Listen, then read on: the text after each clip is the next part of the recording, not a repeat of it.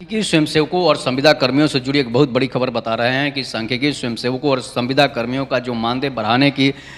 जो समय निकाली गई है, जो मानदेय बढ़ाने के लिए बोला गया है, वो हो सकता है कि छठ बाद इस पर आपको खुशी मिल जाए और छठ बाद जो है आप संविदा कर्मी जो हैं अपने अपने काम पर लौट सकते हैं और एक बड़े मानदेय वृद्धि के साथ। आपको बताते चले कि संविदा कर्मियों जैसे उसमें बहुत सारे data interpreter, computer operator, anganwadi सेविका, सहायिका, सांख्यिकी स्वयंसेवक, पंचायत वार्ड सचिव, होमगार्ड, इसके बाद सफाई कर्मी, बहुत सारे ऐसे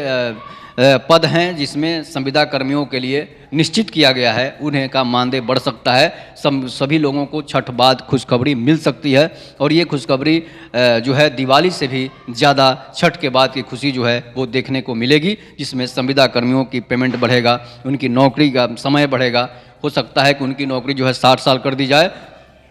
संविदा कर्मियों की और उनका पेमेंट जो है काफ़ी मात्रा में बढ़ा दिया जाए ताकि उनका भी परिवार है, उनका भी पेट है जो चल सके। इसलिए मैं आपको बता रहा हूँ कि जो लेटर जारी किया गया है कि सभी संविदा कर्मियों का मानदेय बढ़ेगा, उसमें अब कौन कौन से संविदा कर्मी आते हैं, उनमें कौन कार्यरत कर्मी हैं या फिर जो हटा भी दिया गया है वो भी कर्मी हैं।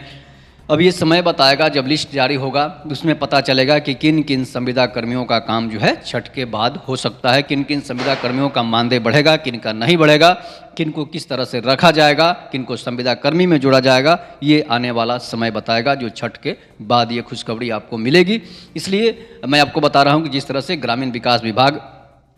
से लेटर जारी हुआ है उसमें यही पेपर में भी आपने कटिंग में पढ़ा होगा कि संविदा कर्मियों का मानदेय बढ़ सकता है। नीतीश कुमार जो है बेरोजगारों के लिए अगर ये ऐसा कर देते हैं, सभी संविदा कर्मियों को, जितने भी संविदा कर्मी हो, सांख्यिकी, वार्ड सेवक, सचिव, जितने भी हैं, सभी लोगों का अगर नौकरी बढ़ाते हैं, उनका पेमेंट बढ़ाते हैं तो नीतीश कुमार फिर से जो है सत्ता में विराजमान रह सकते हैं। नहीं तो फिर से उनकी अश्लील बातें जो है वायरल हो जाएगी और फिर से वो अश्लील बातें ही करने लायक रह जाएंगे और सत्ता से बेदखल हो सकते हैं। इसलिए जिस तरह से उनका बयान आपने सुना वो भी एक मुख्यमंत्री के लिए बयान नहीं था। उनमें जो भी हो, कोई लोग कर रहा है कि नशा कर रहे हैं, कोई लोग कर रहा है कि ये देख रहे हैं, वो देख रहे हैं। सम्राट चौधरी और जीतन राम मांझी का बयान आपने सुना भी होगा, लेकिन संविदा कर्मियों का 5.5 लाख, 7.5, 6 लाख संविदा कर्मी हैं।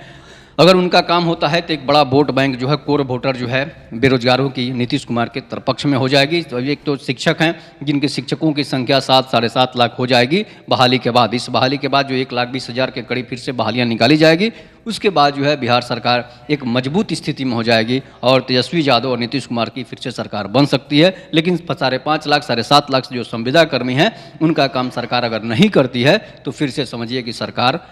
सत्ता में नहीं भी आ सकती है, कोई दूसरा भी सत्ता में आ सकता है। इसलिए कि 6.5 लाख वोट थोड़ा सा नहीं होता है और 6.5 लाख वोट अगर वो वोटर हैं तो उनके परिवार को लेकर समझिए कि 6 लाख नहीं, 66 लाख भी हो सकता है, 56 लाख भी हो सकता है। इसलिए कि हर किसी के ही नाता रिश्तेदार हैं, सब लोग फ़ोन करके तो बताएंगे किनको वोट नहीं देना है, किनको देना है। इस पर जो है आप अपनी प्रतिक्रिया जरूर दीजिएगा। इस संविदा कर्मियों का काम कैसे होगा, कब होगा और क्यों होगा, ये भी बताइएगा कि इसलिए कि संविदा कर्मी भूखे मर रहे हैं, लाचार हैं और उनको 6.5 साल से नीतीश कुमार बेरोजगार करके रखे हुए हैं, जिसमें सांख्यिकी स्वयंसेवक भी हैं। तब तक के लिए नमस्कार, जय हिंद, जय भारत, जय श्री राम।